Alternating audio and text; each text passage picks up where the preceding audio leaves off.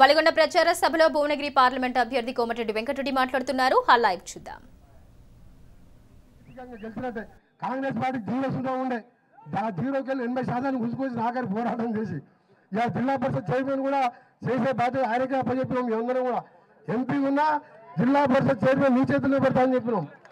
అందుకే జిల్లా కాంగ్రెస్ అధ్యక్షుడు ఉన్నా, అందుకే ఆయన మీద బాధ్యత ఉన్నది. నన్ను భారీ మెజార్టీ వలిగొండతో పాటు భువనగిరిలో 20,000 మెజార్టీ ఇస్తే అనిల్ రెడ్డి గారు ఎంపీ అయినట్టే లెక్కగా. నాకు 20,000 ఇస్తాను, అనిల్ రెడ్డి గారు ఎంపీ అయినట్టే. తప్పకుండా ఆ పాత పరిచయం ఆ రోజు మళ్ళా ఓటిస్తున్నాం.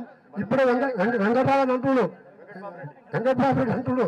నీ అన్నాడు ఏమనుకోకు, నేను పుట్టింది యూత్ కాంగ్రెస్ లో పుట్టిన, యూత్ కాంగ్రెస్కి వెళ్ళి చిన్నగా పైకి వచ్చిన. మా నాయన ఎవరు పెద్ద లీడర్ కాదు, కొట్లాడి పైకి వచ్చిన నాయకుడిని. ఎప్పుడు కూడా నాకు ఈ కన్ను ఉంటుంది అని ఒకటే మాటిస్తున్నా. ఎప్పుడు కూడా నాయకుడు అనేవాడు ఏముండాలి, చనిపోయిన తర్వాత కూడా బతకాలి ప్రజలలో. ఇవాళ రమణారెడ్డి గారిని జ్ఞాపకం చేసుకుంటారు ఎందుకు? నిజాయితీగా బతికిడు, 60 ఏళ్ళు 40 ఏళ్ళు సర్పంచ్ చేసాడు. ఇవాళ అందుకే రాజశేఖర రెడ్డి గారు చనిపోయినా ఆయన పేరు చెప్తే దేవుళ్ళలాగా జ్ఞాపకం చేసుకుంటారు రైతులు కానీ పేద ప్రజలు. రాజశేఖర రెడ్డి గారు నాకు కూడా కోరికలే, రేపు నేను చనిపోయిన తర్వాత కూడా పలానా టైంలో వెంకరెడ్డి గారు అని ఎమ్మెల్యే ఉండరు ఆయన అని చెప్పాలి. తప్పు చేయమని చెప్పి తెలియజేసుకుంటూ మరొకసారి మీ అందరికీ చేతి గురిగా ఓటేసి ఇప్పుడు మీటింగ్ నడుస్తుండే కరెంట్ కట్ చేసిండు.